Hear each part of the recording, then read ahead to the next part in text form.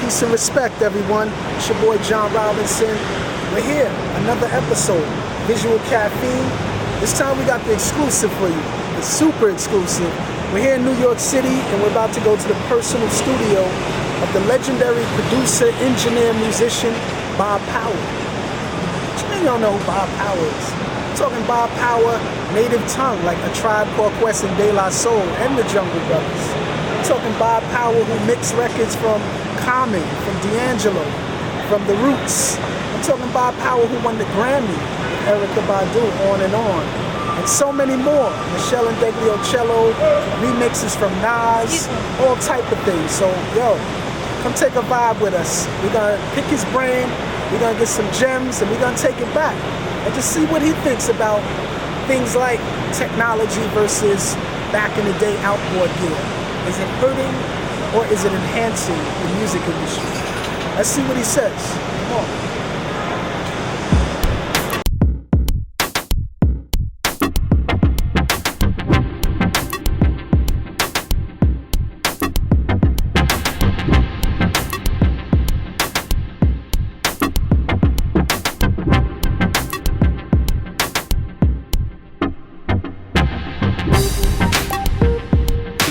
Peace and love, everyone. We're here with another episode, Visual Caffeine.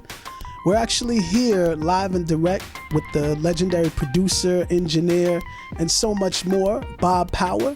How you doing, Bob? Hey, man. What's up? Yo, man. All is great. Can you just talk a little bit about what your music life was like? I grew up in Westchester, so I grew up just north of here. Okay. And I was playing in bands in high school and stuff, and I went away to college in 1970. I know that really dates me, but it's cool. I can live with it. No doubt.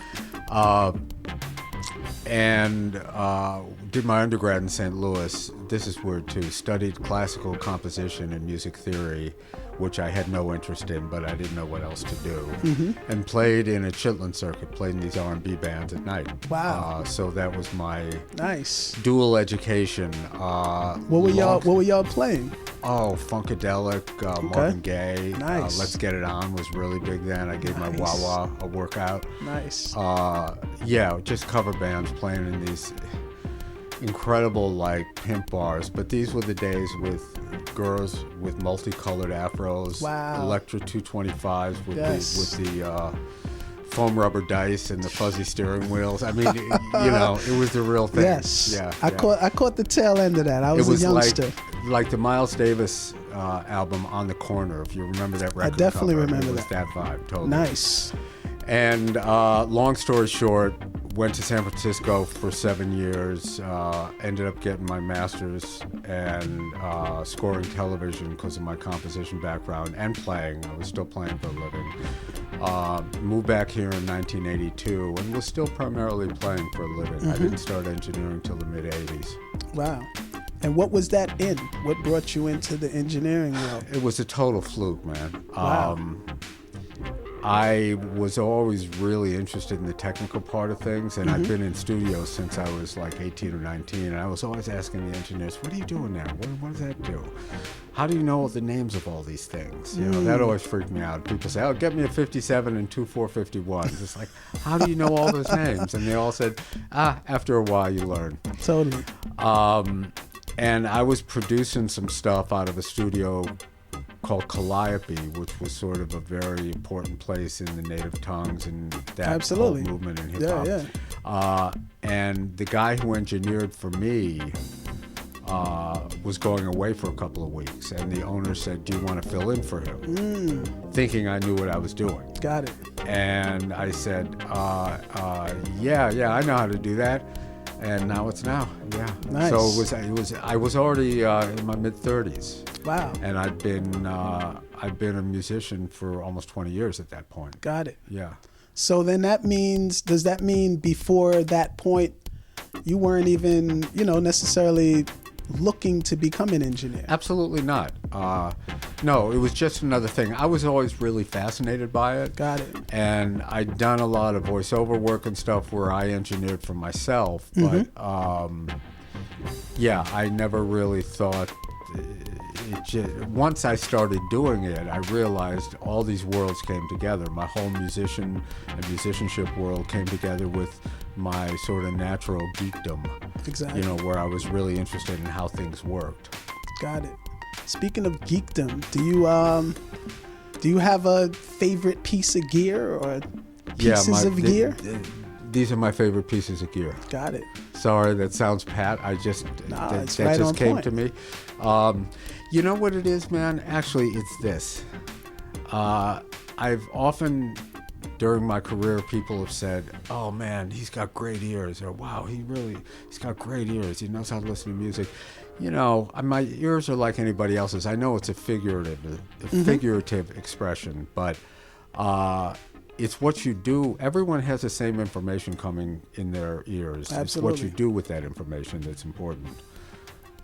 Good point. Yeah, so I've always been, I'm an arranger, I'm a composer and stuff. So that part of me was always dissecting music in my head. And I realized once I started engineering that the sound of stuff was as important as what people were playing to me. And I didn't quite get that until, I had moved on into engineering.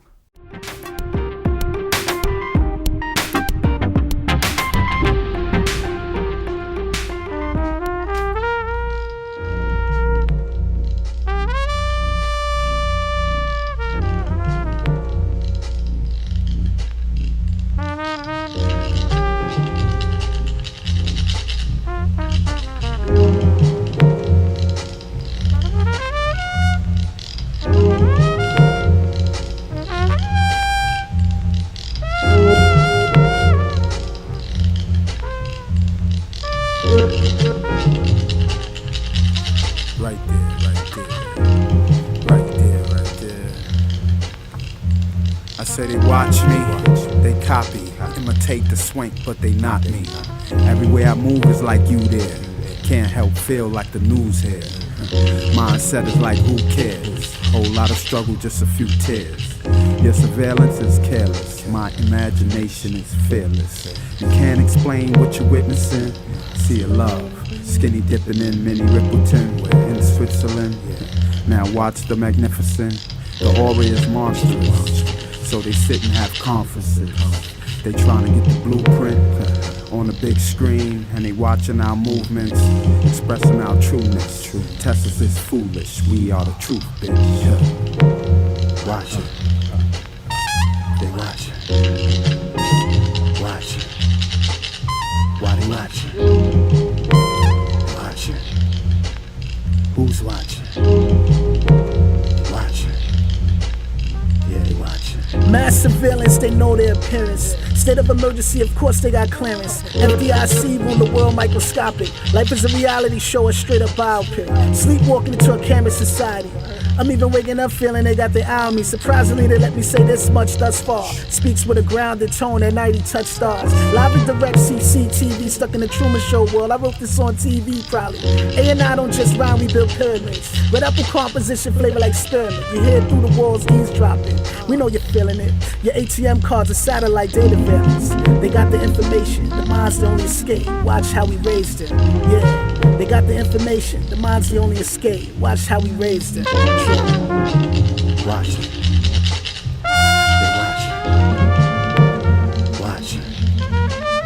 Why they watch it? Watch it. Who's watching? Watch it. Yeah, they watch it.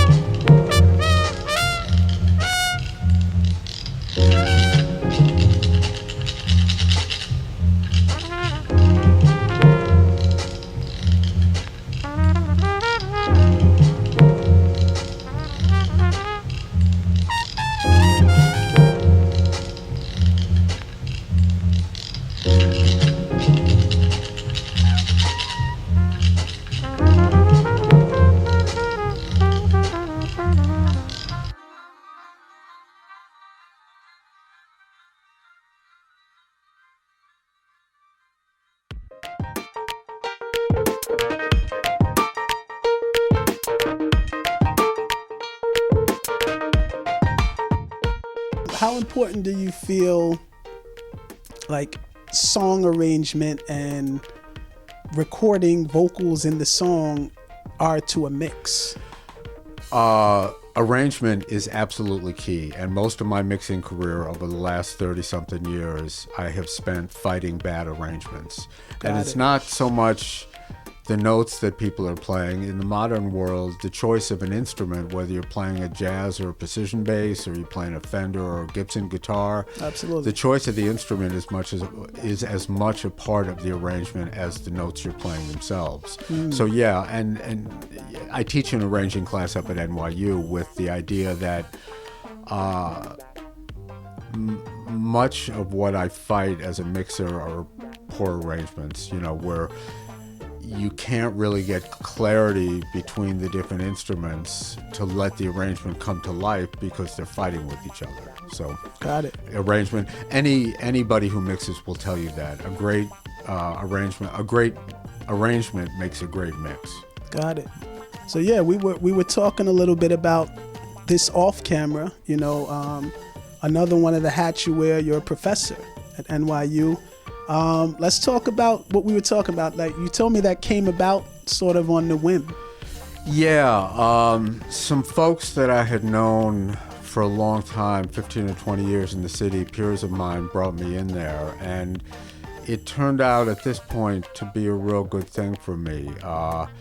The way I describe it to people is, after a lifetime in the record business, imagine being in an arena where the only reason you're there is to help people. That's it. That's all I'm there to do, is to help people along their way. So it's been great, yeah. And the people I work with are fantastic. The students constantly make me reevaluate what I think I know and whether I'm communicating that well. So yeah, it's been great. Yeah. I'm still working. I mean, you see the studio, so yes, I support the studio still. So we were also talking about, and I stopped you because I wanted to wait. But we were talking about, does technology hinder the music or does it help it? Yeah, and when I give talks now, I talk about technology and art a lot. If you really get down to it, recording technology is irrelevant. It's not irrelevant in a realistic sense or in a societal sense, but in terms of what makes a good record is a compelling performance of a great song. And if you don't have either of those things, you have something that's very pleasant and very competent, but it doesn't really move you. And it's funny, it doesn't necessarily have to be technically fantastic. Bill Withers could make a great record on a phone because he's Bill Withers. Absolutely. What has happened with technology is it's made the act of recording music available to everybody for not very much money. So things used to be really different. 30 years ago, you needed a lot of money to get in the studio. You needed musicians who were really good. You needed an arranger. You needed an engineer. Hopefully you had a producer. It was a very difficult and expensive and somewhat mysterious process to do that. I think part of the reason music has become devalued is, and again, it's part of the reason, is that anybody can get a laptop, take it home, open up the top, and in 15 minutes be recording a song in the recording studio in the box. True. Yeah, so very true. The same things that made a great record in 1956 still make a great record now. there's just a lot more to sift through now because everybody can do it. As I explained to my mother, a few years ago, she was asking me about websites. And she said, "Do you mean everybody can have their own one if they want?" Totally. And I said, "Yeah, but Mom," I said, "if everyone had a television station, would you want to watch all the time?" Exactly. So it's the same thing with music. Great analogy. Another thing I wanted to ask you, because me personally, I know you most from, of course, first your work with Tribe, but also The Roots, D'Angelo, Erica, India. Do you have a different approach, whether it's hip hop versus neo soul or R&B, or is it the same? My approach is to help great artists do their thing. Got it. And that always takes different dynamics. Sometimes people come in and they have a good band with good players. You don't have to invent the wheel. Sometimes you start from square one. Again, my idea is to really help people realize their vision. And chances are, if they don't have a real interesting vision, I haven't met them anyway. So Got it. So I know this question, this is one of my personal questions. I mentioned a lot of artists. There's tons of others. Do you have a favorite record you mixed, a favorite group or artist you've worked with? No, everything I do is my favorite. And people think I'm being facetious, but don't take this the wrong way, because I don't do things just for money. I never have. I do things because I love them and I'm passionate about them. I happen to get paid. One of the reasons I get paid is to love what's in front of me as much as anybody can possibly love anything. So, for example, people I know or students of mine may be mixing something, and the whole time they go, "Oh God, I hate this track. It's really whack. I don't do that. Love it inside and outside, and show it as much loving care as you possibly can, and then move on." But you guys know this. You're in media production. We are paid for our positive energy, and we're paid to, love what we do and engage as deeply as we possibly can with it. So, I love everything. Actually, nice. I don't have any favorites. I mean, there's some things I wish I had done better.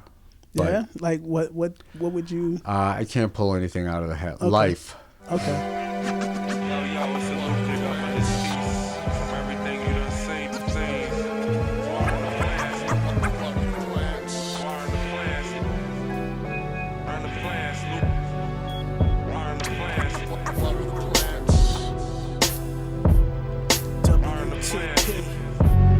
Life is more than just vivid scenes, mimicking something off of the movie screens. To limit things is like breaking all timid dreams. I live actual, factual, it's how it seems. We aim for the box office blowout, raining on your brain and we not pulling no dough out. The captain saving PYT, going that O route. The mission is greatness with acres, the whole fold out. Sprouts come, new crops, move spots. Libations, blaze your stations, roots rock. The troops drop heavy these days. Give thanks and praise when they rip up stage and spit flames. No games, dedication, next generation. The rhythm he state and the awakening. We walk in the mind of a champ and keep the sound official like stamps. Water the plants, growth, elevation, life. Growth, elevation, water the plants. Elevation, water the plants. Elevation, life. Growth, elevation, life. Growth, elevation, water the plants. Elevation, water the plants. Elevation. Spread jams across badlands with jam bands on the path to rock bandstands. Perspectives more grand. We do this for the millions, like Dune said. The blessings all planned. It's time to build with A-alike minds. And Voltron the industry with flavors of all kinds. Designed to build the up and coming with a vibe that's capable of building to develop in the prime. I'm staying sharp and staying time to harvest the novice to the expert shine. Grind, network your net worth live. All of the people, them hands up high. It sounds awesome like a flower's blossom. We rock to get the listeners' mental sparking. The vibrations stay thought-provoking. The vocals spray dopeness like magic potion. Oh, life, growth, elevation, life.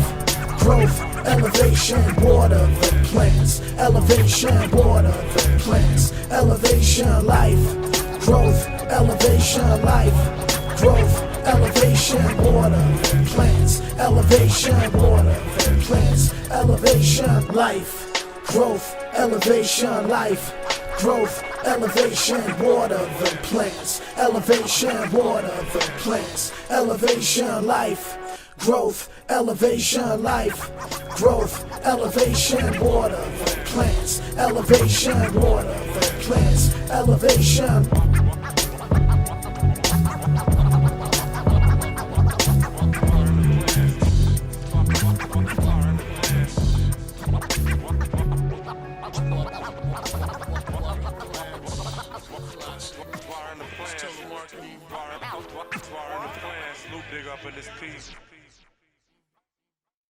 So let's move on to the future of mixing, recording. We touched a little bit on it, what technology is doing to enhance and or make it more convenient, etc. In your mind, where do you feel like the future of mixing and recording is going? I think and it's been proven already with studios and studio personnel, I think the importance of skilled practitioners is diminishing, and I think it will continue to do so. Got it. Fortunately, people think, and I do something in a particular way that I do, and it works well for a lot of people, so that's great.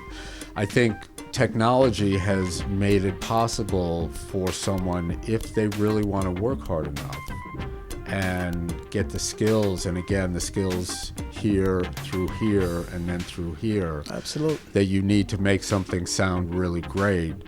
It's there for everybody if they want it. Mm-hmm. You asked me about analog versus digital, and yes. I'm like, it doesn't really matter. Does it sound good? Got it. And one of the problems with digital is it's so easy to record something that people don't often pay attention to the things that make that something end up sounding really, really good. And it's not just microphones, it's microphone technique. The most important part of the chain is the mic preamp, and people don't really think about that, but the preamp's much more important than the microphone. And then there's a lot of stuff that goes on in the box, and again, people say, what do you miss about the old days? I miss the budgets. That's all I miss. Of course. I love working in this environment, whether I work in the box, whether I'm working with this stuff out here, or the digital version of this stuff. Absolutely. It really doesn't matter. Is it working for what I'm doing right there? It's just like a different guitar. I may pick up a different guitar because it has a different sound and it works better for that particular song. It doesn't mean that one's better than the other. Of course. So let's talk about, this is something that even for myself, I've been taking more precaution on. I'm in a lot of loud venues. I'm constantly hearing speakers knock, and I feel it in my ears. You said this is your greatest piece of gear. Let's talk about protecting your ears. I've been a fool a lot in my life. And when I was 15 or 16, I was doing all sorts of nasty things and sitting in front of my guitar amp and cranking it and putting my head right in front of the speakers and sitting there for hours. Whoa. We've all been to concerts where you leave and for a couple of hours afterwards, it kind of sounds like this. Exactly. And unfortunately, that doesn't come back. I've done stuff with power tools where I wasn't really thinking enough, and hearing loss is real, it's irreversible, and you may not care a lot now, but you certainly will care later on because your hearing diminishes as you get older anyway. That's really very, very real. A lot of pro drummers wear earplugs now. Absolutely. What you can do about it is try to avoid situations where you're going to get blasted for long periods of time. Would you say there's anything musically that you still aspire to do that you haven't done? Yeah.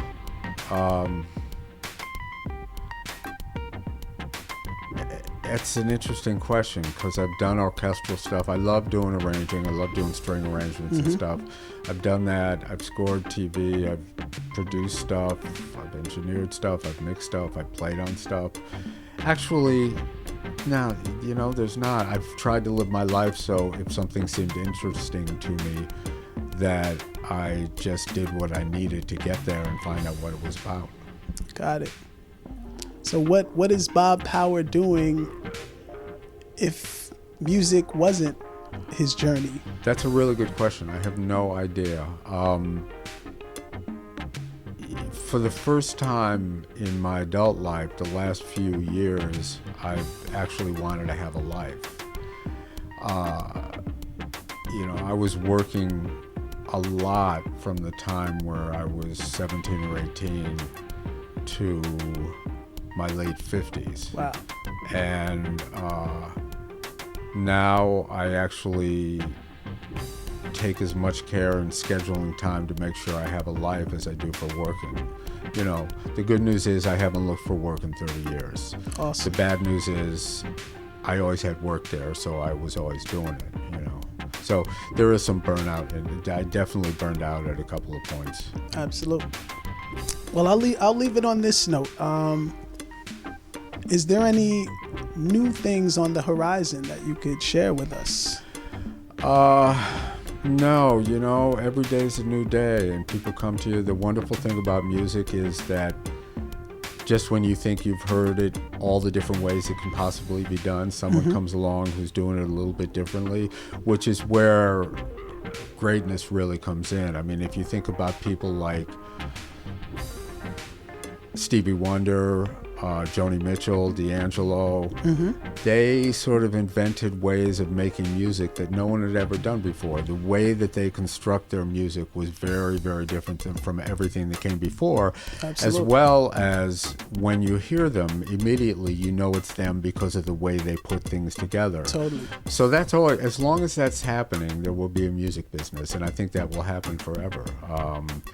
And again, very much like rock and roll, it may come from people who quote unquote don't know what they're doing and do things the wrong way, which they turn into the right way in a very wonderful, satisfying, and musically lovely way. Awesome. Back in the day, I heard that Larry Graham, the bass player for Sly, when he wanted a fuzz tone, he kicked a hole in the speaker. Wow.